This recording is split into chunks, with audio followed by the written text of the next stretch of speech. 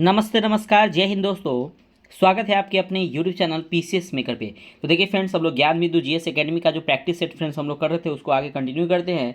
और देखिए फ्रेंड्स, ये आपका ना practice set actually daily upload नहीं किया है। तो देखिए ये आपका 18/3 का प्रैक्टिस सेट है फ्रेंड्स, ठीक है। तो देखिए मैं फ्रेंड्स आप लोगों के लिए मैं कोशिश करता हूँ कि जैसे ही आपका प्रैक्टिस सेट आता है मैं ऐसे कल होकर उसको अपलोड कर रहा हूँ। देखिए फ्रेंड्स, आज मैं आपको ये हिस्ट्री का और कल मैं फिर आपको साइंस का ये इसका प्रैक्टिस सेट, क्योंकि जो बिट्टू झा सर है वो आ चुके हैं, तो अब उनका भी क्लास कंटिन्यू होगा, तो उनका टेस्ट प्रोवाइड किया जाएगा, तो मैं उस टेस्ट को भी आप लोग को जरूर प्रोवाइड करूंगा, ठीक है फ्रेंड्स। तो देखते हैं आज का बड़ा फर्स्ट क्वेश्चन। और फ्रेंड्स प्लीज़, अगर पीसीएस मेकर चैनल पे फर्स्ट टाइम होंगे तो प्लीज़ चैनल को सब्सक्राइब कर लीजिए। आपको मैं प्रॉमिस करता हूँ कि जितने भी ज्ञान बिंदु का प्रैक्टिस सेट आएंगे मैं सभी आपको परचेज करके उसका मैं वीडियो बनाऊंगा। तो इसलिए फ्रेंड्स आप लोग प्लीज़ वीडियो को लाइक और चैनल को सब्सक्राइब जरूर कीजिए। मैं आपसे वादा करता हूँ कि मैं सभी आपके आने वाले एग्जाम बीपीएससी, बिहार पुलिस, सभी एग्जाम के लिए मैं प्रैक्टिस सेट जल्दी आप लोगों के लिए प्रोवाइड करने वाला हूँ। जैसे ही वहाँ पे होगा मैं खुद परचेज करके मैं आपको अपलोड करूँगा वीडियो, ठीक है फ्रेंड्स। तो देखते हैं आज का हमारा फर्स्ट क्वेश्चन। और इंपॉर्टेंट क्वेश्चन है क्या कि कालाहारी मरुस्थल कहाँ अवस्थित है। देखिए फ्रेंड्स, अगर हम बात करते हैं कालाहारी मरुस्थल की, तो देखिए सबसे पहले मरुस्थल को पता है क्या होता है। मरुस्थल मतलब क्या, जहाँ पे ना 25 सेंटीमीटर से कम वर्षा होती है ना, वो क्षेत्र मरुस्थल हो जाता है, ठीक है। और ये जो कालाहारी मरुस्थल है ना, याद रखिएगा कि अफ्रीका महादेश के ना दक्षिणी भाग के बोत्सवाना में स्थित है, याद रखिएगा यही इसको। और ये जो कालाहारी मरुस्थल ये एक प्रकार का ना गर्म मरुस्थल है, ठीक है। तो याद रखिएगा कि अफ्रीका महादेश के दक्षिण भाग के बोत्सवाना मरुस्थल में है, ये क्या है, तो ये आपका कालाहारी मरुस्थल है। तो ऑप्शन नंबर सी आपका राइट हो जाएगा कि बोत्सवाना। और देखिए फ्रेंड्स, अगर हम बात करते हैं क्या ऑप्शन में यहाँ पे लिखा हुआ है क्या, नामीबिया। तो देखिए फ्रेंड्स, ये आपके जो नामीबिया में ना एक मरुस्थल, इसका नाम है नावीब मरुस्थल। याद रखिए नामीबिया में कौन मरुस्थल है, तो नावीब मरुस्थल है। और मंगोलिया में, तो मंगोलिया में ना आपका गोबी मरुस्थल है। पता है कि एशिया का सबसे बड़ा मरुस्थल कौन सा है, गोबी मरुस्थल है, ये ध्यान रखिएगा फ्रेंड्स, ठीक है। अगर देखिए फ्रेंड्स, यहाँ पे आपको दक्षिण अफ्रीका है, तो मैं इस एक पहले वीडियो बताया था कि देखिए विश्व का सबसे बड़ा जो मरुस्थल है ना यहीं पे है, साउथ अफ्रीका में, दक्षिण अफ्रीका में है, जिसका नाम है सहारा मरुस्थल, याद रखिएगा। और क्षेत्रफल के आधार पर ना ये सबसे बड़ा मरुस्थल और ये गर्म भी मरुस्थल, याद रखिएगा। अगर हम फ्रेंड्स बात करते हैं भारत की, तो पता है कि भारत में एक ही मरुस्थल है जिसका नाम है थार मरुस्थल है। आपको पता है कि थार जो गाड़ी है, आप ऐसे भी याद सकते हैं, अगर कोई कन्फ्यूजन होता हो तो थार भारत में गाड़ी, इसका बहुत डिमांड, थार याद रखिएगा। थार मरुस्थल कहाँ है, तो भारत में है, ठीक है। और देखिए ये भी एक प्रकार का ना गर्म मरुस्थल है, ठीक है ना। तो एक क्वेश्चन आया था बिहार ये यूपी के एग्जाम में कि कौन ऐसा भारत के मरुस्थल में सबसे ज़्यादा व्यक्ति रहते हैं। तो याद रखिएगा कि 83 व्यक्ति प्रति वर्ग किलोमीटर थार मरुस्थल में लोग क्या, वहाँ की जनसंख्या घनत्व है। कहाँ का, तो थार मरुस्थल का कितना जनसंख्या घनत्व है, तो 83, याद रखिएगा 83 व्यक्ति प्रति वर्ग किलोमीटर है, ध्यान रखिएगा। तो यहाँ पे एक क्वेश्चन से मैं बहुत सारे क्वेश्चन को बता दिया। और देखिए फ्रेंड्स, ये आपको यूट्यूब पे ऐसे नहीं बताया जाएगा कि फ्रेंड्स आपको यूट्यूब पे बहुत सारा प्रैक्टिस सेट दिया जाएगा, आपको पेड का रहेगा, मिल जाएगा उनको फ्री में, तो अपलोड कर देंगे। लेकिन फ्रेंड्स ये डिस्कशन के साथ इसमें अपलोड कर रहा हूँ ताकि आपका एक एक पॉइंट आपका क्लियर हो, बस इसीलिए मैं आपको बोल रहा फ्रेंड्स कि पीसीएस मेकर चैनल से जुड़िए। पीसीएस मेकर चैनल से जुड़ने से बस यही फायदा होगा, मैं एक एक आप विश्वास दिलाता हूँ कि अभी तक मैंने 10 सेट अपलोड कर दिया, तो अपने आप में इंप्रूवमेंट देखिएगा और उसको एक बार दो बार जाके और देखिएगा। बहुत अच्छा वीडियो है आपके एग्जाम पॉइंट से, ध्यान रखिएगा फ्रेंड्स, ठीक है। देखते हैं 2 नंबर क्वेश्चन है और ये बहुत अच्छा क्वेश्चन है। देखिए फ्रेंड्स, अब क्वेश्चन है कि 2011 की जनगणना के अनुसार सर्वाधिक लिंगानुपात किस धार्मिक समुदाय का। अब देखिए फ्रेंड्स, अब पूछा जा रहा है क्या सर्वाधिक लिंगानुपात किस, आपको पता है कि भारत का लिंगानुपात कितना है, तो 943 है, ये तो पता है ना।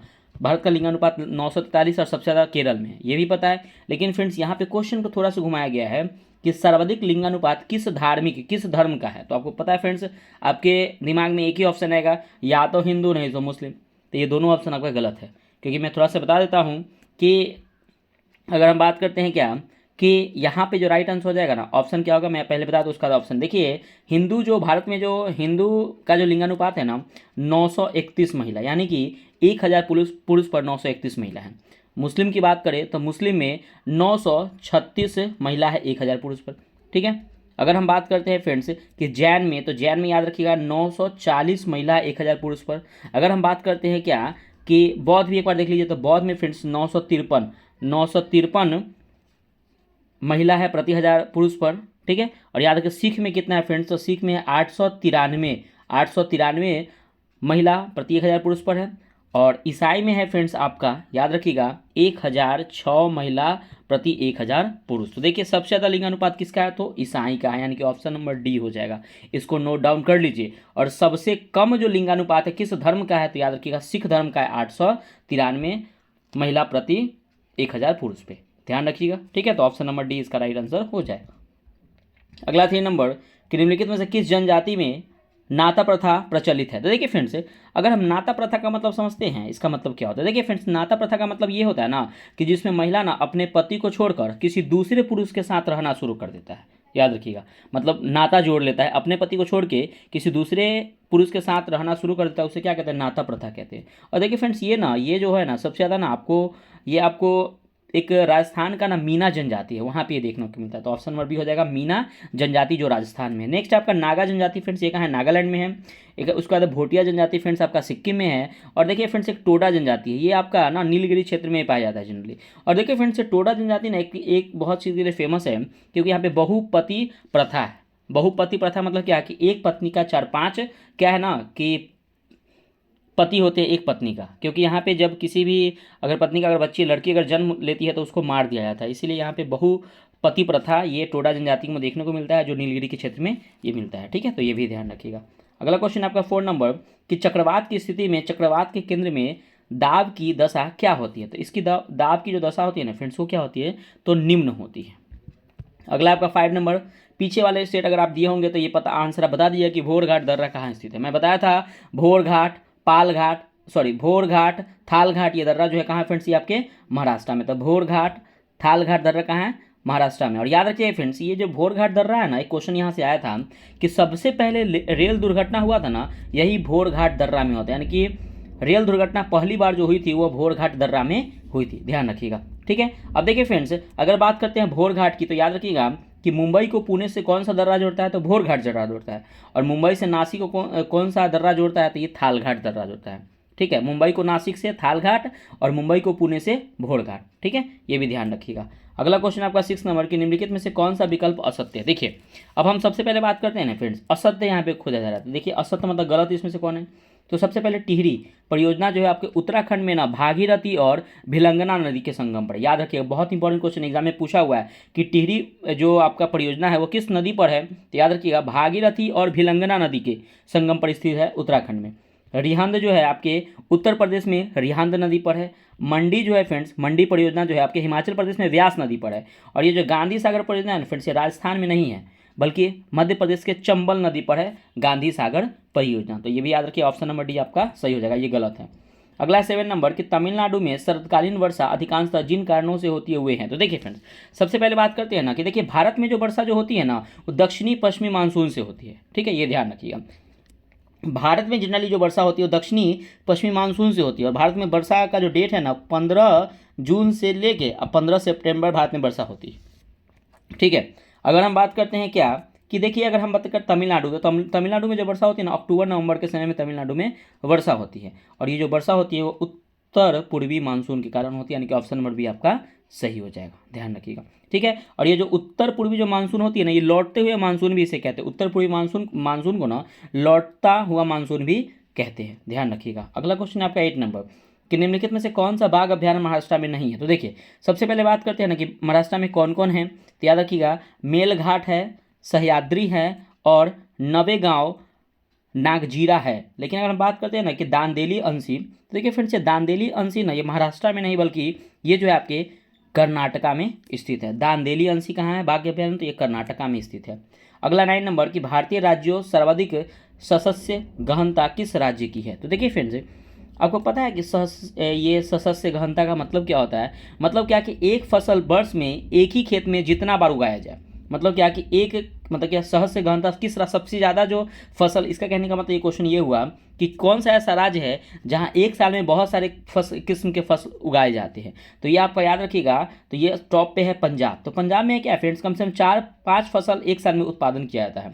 उसके बाद आपका हरियाणा है, दूसरे नंबर पर हरियाणा है, वहाँ पर कम से 2-3 फसल उपजाया जाता है। और तीसरे नंबर पर क्या है, तो पश्चिम बंगाल है। तो याद रखिएगा सबसे ज़्यादा पूछा है तो सबसे ज़्यादा ऑप्शन ए यानी कि पंजाब आपका सही हो जाएगा। ठीक है, ध्यान रखिएगा। अगला आपका 10 नंबर क्वेश्चन कि सुंदरगढ़ मैंगनीज उत्पादन क्षेत्र किस राज्य में है। तो देखिए आपको पता है कि मैग्नीज क्षेत्र जो उत्पादन है ना, ये आपको उड़ीसा में, मैं पिछले वाले वीडियो में बताया था, मैग्नीज जो है वो कहाँ है, तो उड़ीसा में। तो सुंदरगढ़ पूछा रहा था, ये कहाँ है, उड़ीसा में स्थित है। ठीक है, तो ये भी ध्यान रखिएगा। अगला क्वेश्चन है आपका 11 नंबर के, निम्नलिखित में से किस एक के लिए सतारा प्रसिद्ध है। तो देखिए सतारा जो है फ्रेंड्स, ये सबसे पहले है कहाँ, तो ये महाराष्ट्र में स्थित है। ठीक है ना, और ये प्रसिद्ध किसके लिए है, तो ये फ्रेंड्स आपके पवन ऊर्जा संयंत्र के लिए क्या है फ्रेंड्स, तो सतारा प्रसिद्ध है जो महाराष्ट्र में स्थित है। अगला क्वेश्चन है फ्रेंड्स आपका 12 नंबर क्वेश्चन। और देखिए फ्रेंड्स 12 नंबर क्वेश्चन देखने से पहले मैं ये कहना चाहता हूँ फ्रेंड्स कि देखिए आप लोग ना रिवीजन कीजिए। मैं जितने भी टेस्ट अपलोड कर दिया फ्रेंड्स, प्लीज़ आपसे रिक्वेस्ट करता हूँ कि एक बार रिवीजन करके देखिए। आपके एग्जाम में अभी हाल ही में जो झारखंड पीसीएस का एग्जाम हुआ था, वहाँ से इस सेट से लगभग बहुत सारे क्वेश्चन देखने को मिले थे। मैं आपको ग्रुप में भेजा भी हूँ क्वेश्चन, एक बार जाके आप देखिएगा। और बहुत सारे क्वेश्चन इस डिस्कशन वाले सेट से, ये जो ज्ञान बिंदु का सेट है, इनका बहुत अच्छा सेट है फ्रेंड्स। देखिए फ्रेंड्स हमको इनका एक टेस्ट बहुत अच्छा लगता है क्योंकि खुद से ये प्रोवाइड करते हैं टेस्ट और खुद से डिस्कशन करके इसको बताते हैं। ठीक है ना, तो इनका इसीलिए टेस्ट बहुत अच्छा रहता है। अब मैं इनका टेस्ट अच्छे से एनालिसिस भी किया हूँ, बहुत अच्छा रहता है इनका। तो प्लीज़ फ्रेंड्स आप इससे पहले 10 से 1-2-3 बार रिवीजन करके जाइए एग्जाम में। मैं आपको विश्वास दिलाता हूँ कि बहुत सारे क्वेश्चन यहाँ से नहीं आया तो फिर बताइएगा कि नहीं आप, मैं गलत बोल रहा हूँ। तो एक बार विश्वास करके आप पीसीएस मेकर से जुड़िए और एक बार शेयर कीजिए। बहुत अच्छा ये वीडियो है। आप जो भी फ्रेंड भाई बहन, जो भी सर्कल में जो भी कोई देखते होंगे, तो प्लीज़ आप उन्हें जरूर भेजिएगा फ्रेंड्स, कुछ फ़ायदा उनको जरूर मिल जाए। ठीक है, चलिए देखते हैं कि पहले सफल वैक्यूम पैन प्रक्रिया द्वारा चीनी संयंत्र की स्थापना बिहार में किस वर्ष की गई। देखिए फ्रेंड्स, ये जो पहले सफल वैक्यूम पैन प्रक्रिया द्वारा ना चीनी संयंत्र की स्थापना ना सारण के मरहौरा में 1904 में स्थापना किया गया था। या कहाँ पे, तो सारण के महरौरा में 1904 में स्थापित किया गया था।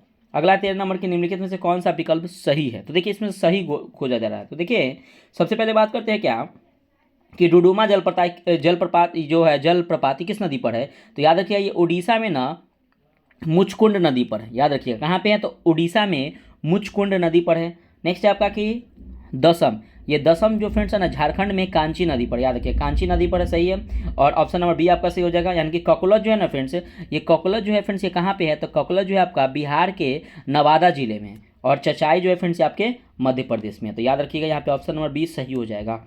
अगला क्वेश्चन है 14 नंबर की, निम्नलिखित में से कौन सा प्राकृतिक पतन है जो व्रेक टावर और मोल से घिरा है। तो देखिए फ्रेंड्स अगर हम बात करते हैं ना प्राकृतिक पतन की, तो देखिए सबसे यहाँ पे जो राइट आंसर हो जाएगा ना, ऑप्शन नंबर हो जाएगा डी, यानी कि मुर्मुगाओ। तो मुर्मुगाओ जो है ना, ये प्राकृतिक पतन है जो ब्रेक वाटर और मोल से घिरा हुआ है। अगर हम बात करते हैं कि भारत का सबसे बड़ा प्राकृतिक पतन कौन सा है, तो याद रखिए पोर्ट जिसको कहते हैं ये बम्बई है, जिसे हम लोग भारत का प्रवेश द्वार भी कहते हैं मुंबई को। ठीक है ना, और अगर हम बात करें कि सबसे गहरा जो पॉट है वो कौन सा है, प्राकृतिक पतन है, तो याद रखिए विशाखापत्तनम है जो आंध्र प्रदेश में स्थित है। ठीक है, अब पारादीप कहाँ है फ्रेंड्स, ये आपके ओडिशा में स्थित है, ये भी ध्यान रखिएगा।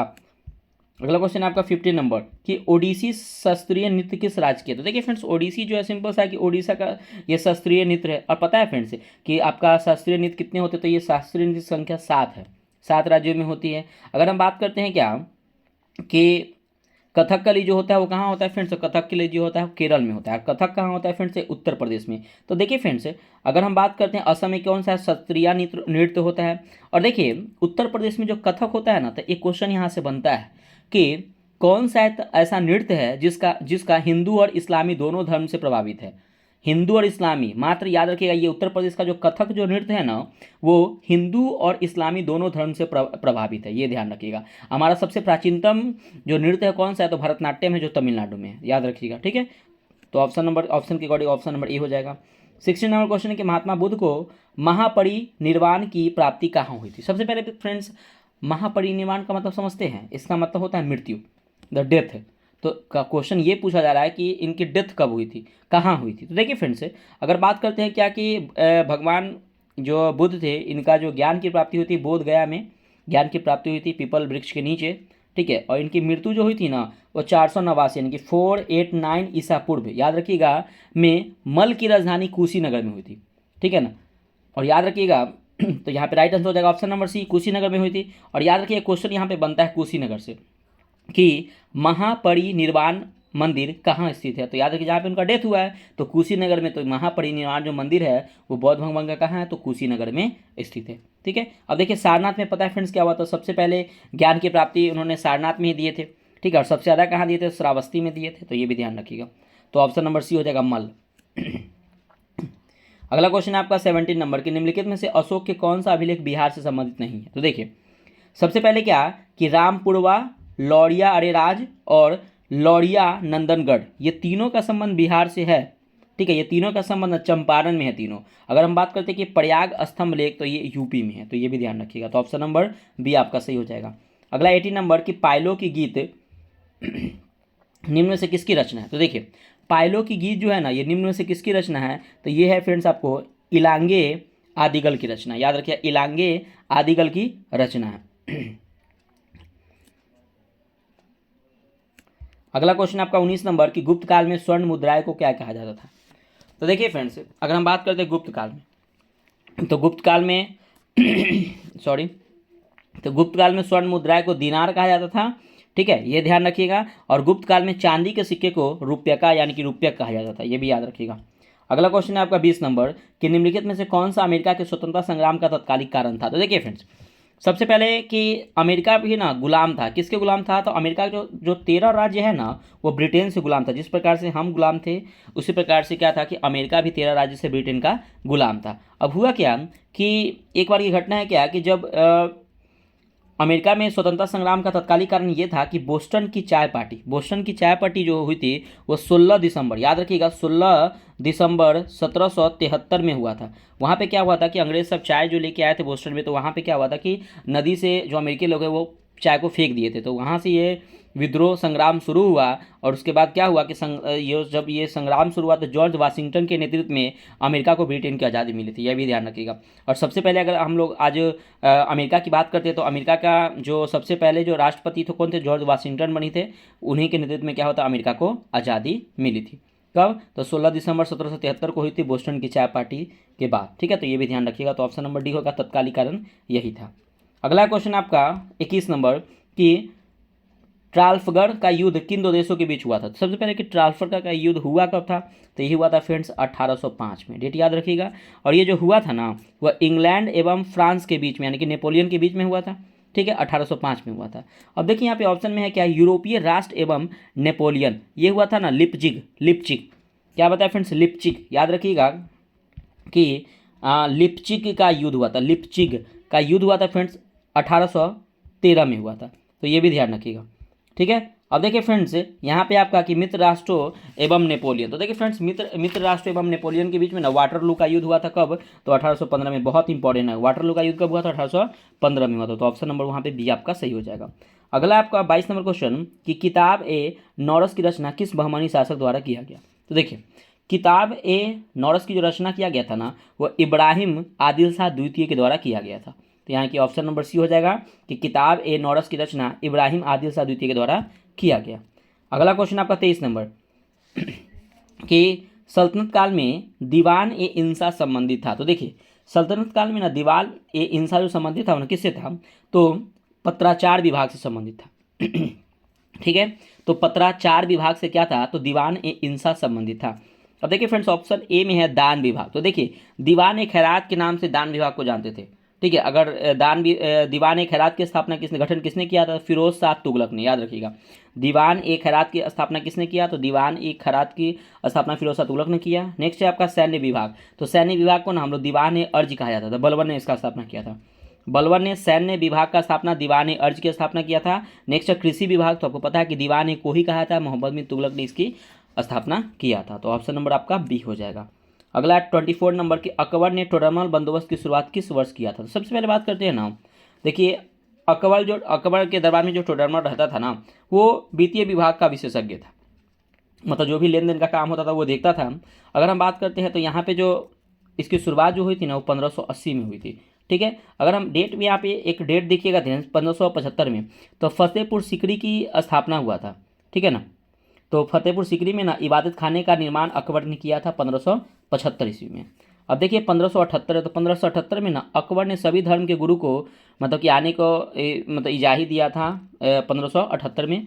और 1582 है कि दीन ए इलाही धर्म की को चलाया था अकबर ने, जो असफल था अकबर के द्वारा। ठीक है, तो याद रखिए ऑप्शन नंबर डी हो जाएगा 1580। अगला 25 नंबर की बक्सर के युद्ध में ब्रिटिश सेनापति कौन था? तो देखिए बक्सर का युद्ध हुआ कब था? तो डेट याद रखिएगा कि 22 अक्टूबर हुआ था 1764 में हुआ था बक्सर का युद्ध। ठीक है। और इसमें ना ब्रिटिश सेनापति कौन था? तो ब्रिटिश सेनापति था हेक्टर मुनरो। तो याद रखिए हेक्टर मुनरो के अध्यक्ष में अवध के नवाब शुजाउद्दौला के साथ हुआ था युद्ध, जिसमें क्या होता है ये शुजाउद्दौला ये सब हार गए थे, ध्यान रखिएगा, ठीक है ना। तो ऑप्शन नंबर यहाँ पे बी आपका सही हो जाएगा। अगला है 26 नंबर के सूर्यास्त कानून का संबंध किससे? तो देखिए सूर्यास्त कानून का संबंध जो है ना फ्रेंड्स, ये आपके ना अस्थाई बंदोबस्त है, याद रखिए अस्थाई बंदोबस्त है। और याद रखिएगा कि अस्थाई बंदोबस्त को ना जमींदारी बंदोबस्त भी कहा जाता था, अस्थाई बंदोबस्त को जमींदारी बंदोबस्त कहा जाता था। और 1793 याद रखिएगा डेट फ्रेंड्स, 1793 1793 में क्या हुआ था कि कॉर्नवालिस के द्वारा लागू किया गया था। तो ये बहुत इंपॉर्टेंट क्वेश्चन है कि अस्थाई बंदोबस्त किसके द्वारा लागू किया था? कॉर्नवालिस के द्वारा मतलब कि 1793 में इसको लागू किया गया था। और रैयतवाड़ी व्यवस्था ना टॉमस मुनरो और रीड के जनक कहा जाता है। रैयतवाड़ी व्यवस्था का जनक किसे कहा जाता था? टॉमस मुनरो और रीड का जनक 1792 में इसका स्थापना किए थे, ये भी ध्यान रखिएगा। और महालवाड़ी व्यवस्था की बात करते हैं तो इसके जनक हॉल्ट मैकेंजी को कहा जाता है। अगला क्वेश्चन है आपका 27 नंबर। 27 नंबर क्वेश्चन है कि निम्नलिखित में से भारत की स्वतंत्रता तथा विभाजन के संबंधित कौन सा एक कथन सही नहीं है? तो देखिए सबसे पहले बात करते हैं ना कि इसमें ना कथन पहला ही आपका गलत है। क्या गलत है? देखिए तो मार्च 1946 में ब्रिटिश प्रधानमंत्री एटली ने घोषणा की कि ब्रिटिश द्वारा भारतीयों को सत्ता हस्तांतरण किया जाए, तो बिल्कुल गलत है। मार्च 1946 नहीं बल्कि 20 फरवरी, डेट याद रखिएगा, 20 फरवरी 1947 को यह घोषणा हुई। 20 फरवरी 1947 को घोषणा हाउस ऑफ कॉमन में यह घोषणा हुई। प्रधानमंत्री एटली ने घोषणा की, कहाँ पे था? हाउस ऑफ कॉमन में। कब? तो 20 फरवरी 1947 को, कि ब्रिटिश द्वारा भारतीयों को सत्ता हस्तांतरण किया जाएगा। तो यानी कि ऑप्शन नंबर आपका एक ही गलत है। बी है कि लॉर्ड वेवेल ने 31 मार्च 1948 तक भारत से ब्रिटिश की पूर्ण वापसी की वकालत की, तो ये आपका सही है। लॉर्ड माउंट बैटन सत्ता हस्तांतरण की प्रक्रिया में तेजी लाई, ये भी सही है। और नेहरू के विरोध के कारण बाल्कन योजना का परित्याग किया गया, ये भी सही है। तो राइट आंसर हो जाएगा ऑप्शन नंबर ए, यानी कि ये सही नहीं था। तो मैं इसका आंसर भी बता दिया, तो ध्यान रखिएगा। अगला क्वेश्चन 28 नंबर की दीपावली घोषणा पत्र का संबंध किस वायसराय से था? तो सबसे पहले बात करते हैं ना कि दीपावली घोषणा पत्र हुआ क्या, कब हुआ था? तो ये लगभग ना 1929 में हुआ था। 1929 में दीपावली घोषणा पत्र कब हुआ था? 1929 में हुआ था। और इसका जो संबंध है ना फ्रेंड्स, ये जो है आपका लॉर्ड इरविन से संबंधित है, लॉर्ड इरविन से संबंधित है। और ये लॉर्ड इरविन के अगर वायसराय कब से कब थे? 1926 से लेके 29 तक क्या थे? तो भारत के वायसराय थे। अगर हम बात करते हैं लॉर्ड रीडिंग की, तो लॉर्ड रीडिंग याद रखिएगा ये एकमात्र यहूदी वायसराय थे लॉर्ड रीडिंग। और इनका जो समय था ना 1921 से लेके 1926 था इनका समय। लॉर्ड वेलिंगटन की बात करें तो 1931 से 1936, 1931 से लेके 1936। लॉर्ड हार्डिंग द्वितीय आपको पता है कि 1910 से लेके 1916, क्योंकि इन्हीं के समय पता है कि बंगाल विभाजन रद्द हुआ था, राजधानी बनी थी, इन्हीं के समय बनी थी दिल्ली। तो ये ध्यान रखिएगा। तो ऑप्शन नंबर यहाँ पे आपका बी, ऑप्शन नंबर डी हो जाएगा सही, ठीक है। अगला क्वेश्चन है आपका वेदांत कॉलेज के संस्थापक रहे। तो देखिए फ्रेंड्स वेदांत कॉलेज के जो संस्थापक रहे ना, इसका स्थापना कहाँ हुआ था, कब हुआ था? तो वेदांत कॉलेज का स्थापना 1825 में हुआ था और ये कलकत्ता में हुआ था राजा राम मोहन राय के द्वारा। तो याद रखिएगा ये कब हुआ था? तो 1825 में कलकत्ता में हुआ था वेदांत कॉलेज की स्थापना। और याद रखिए ये गोपाल हरि देशमुख जो है ना, ये लोक हितवादी के नाम से जाने जाती है, ये भी ध्यान रखिए। गोपाल हरि देशमुख क्या है? तो ये लोक हितवादी के नाम से जाने जाते हैं। 30 नंबर क्वेश्चन है कि निम्नलिखित में से कौन युगांतर नामक पुस्तक के रचयिता है? तो देखिए युगांतर नामक पुस्तक के रचयिता है ना, वो कौन है? तो ये है अरविंद घोष। याद रखिए कौन है? तो अरविंद घोष। अरविंद घोष के द्वारा ना लाइफ डिवाइन, सावित्री, ये सब प्रकार मतलब कि ये जो आपका पुस्तक लिखा गया है। और रविन्द्रनाथ टैगोर के द्वारा पता है कि गीतांजलि लिखा गया है। ईश्वर चंद्र विद्यासागर के द्वारा फ्रेंड्स सोम प्रकाश लिखा गया है। और स्वामी विवेकानंद के द्वारा ज्ञान योग, राजयोग, कर्म योग, ये सब पुस्तक इनके द्वारा लिखा गया है। 31 नंबर क्वेश्चन है कि 1935 के भारत शासन अधिनियम के संबंध में निम्नलिखित में से किसकी युक्ति है कि यह गुलामी का अधिकार पत्र है? तो मैं इससे पहले वाला वीडियो में बताया था कि ऑप्शन नंबर ए यानी कि पंडित जवाहरलाल नेहरू ने कहा था कि ये गुलामी का अधिकार पत्र है। और मोहम्मद अली जिन्ना ने कहा था कि 1935 का जो शासन अधिनियम है यह पूर्णतः सरा हुआ है। और जब 1935 का भारत शासन अधिनियम आया था ना भारत में, तो उस टाइम ब्रिटेन के पीएम कौन थे? ये क्वेश्चन आया था। तो स्टानले ब्लैडविन, याद रखिए स्टानले ब्लैडविन जो थे उस टाइम ब्रिटेन के क्या थे? तो पीएम थे। अगला क्वेश्चन देखिएगा 32 नंबर क्वेश्चन है और अच्छा क्वेश्चन है 32 नंबर कि संविधान की सर्वोच्चता संबंधित प्रावधान किस देश से ग्रहण किया गया? तो देखिए फिर अगर हम बात करते हैं ना कि संविधान की सर्वोच्चता संबंधित प्रावधान जो है ना ये अमेरिका से लिया गया है, क्योंकि पता है फ्रेंड्स अमेरिका से क्या क्या लिया गया है? तो उपराष्ट्रपति का पद अमेरिका से लिया गया है, प्रस्तावना अमेरिका से लिया गया है, राष्ट्रपति पर महाभियोग अमेरिका से लिया गया है।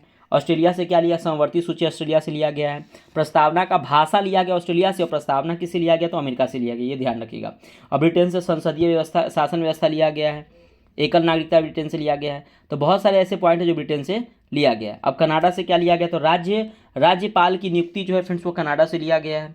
ठीक है, तो ये भी ध्यान रखिएगा। तो ऑप्शन नंबर डी आपका हो जाएगा। अगला 33 नंबर कि लक्षद्वीप को किस क्षेत्रीय परिषद में शामिल किया गया है। तो ध्यान रखिएगा कि लक्षद्वीप को किस क्षेत्रीय परिषद में शामिल किया गया है। तो देखिए फ्रेंड्स, एकल नागरिकता ब्रिटेन से लिया गया है। ठीक है, एक बार देख लीजिएगा। आई थिंक थोड़ा सा डाउट लग रहा है हमको।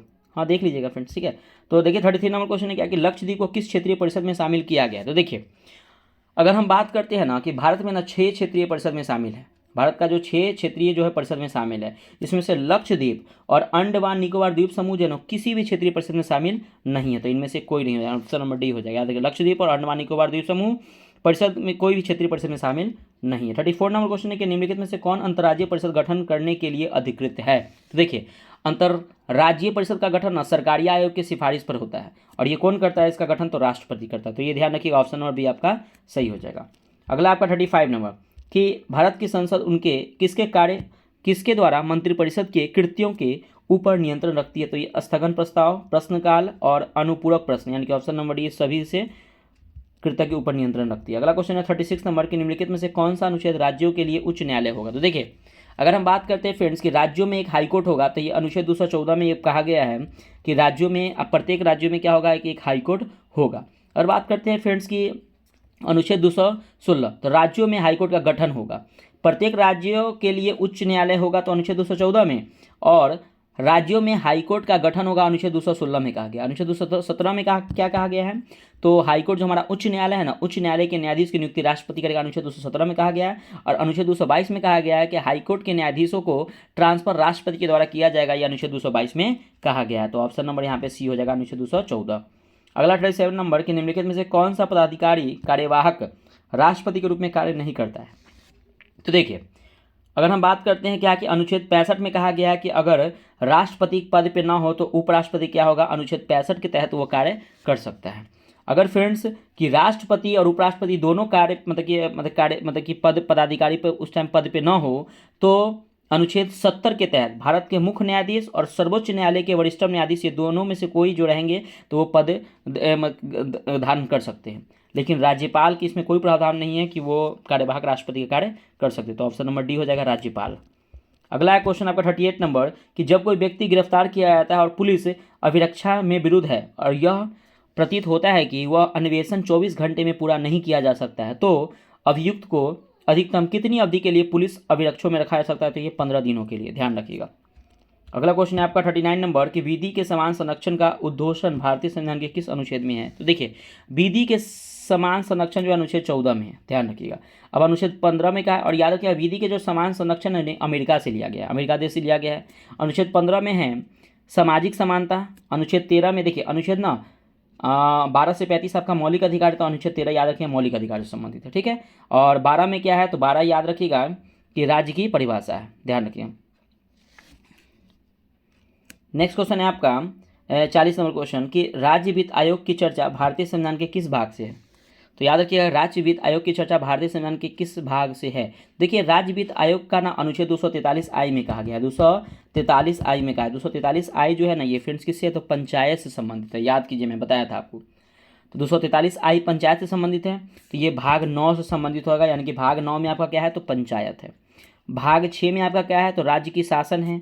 भाग 9 के क में क्या है, तो नगर पालिका है। और भाग 11 में क्या है फ्रेंड्स, तो केंद्र राज्य संबंध है। तो ऑप्शन नंबर बी हो जाएगा, यानी कि भाग 9।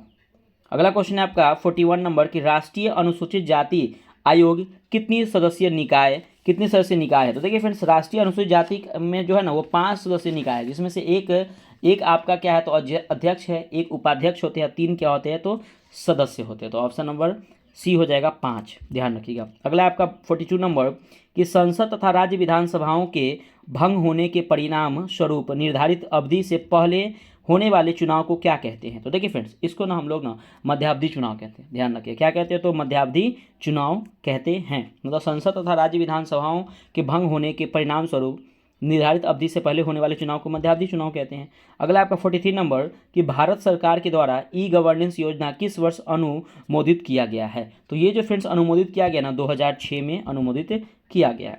44 नंबर क्वेश्चन है आपका कि लोकपाल के अध्यक्ष व सदस्य बनने के लिए न्यूनतम आयु कितनी होनी चाहिए। देखिए, लोकपाल के अध्यक्ष व सदस्य बनने के लिए कम से कम ना आपको 45 वर्ष होना चाहिए।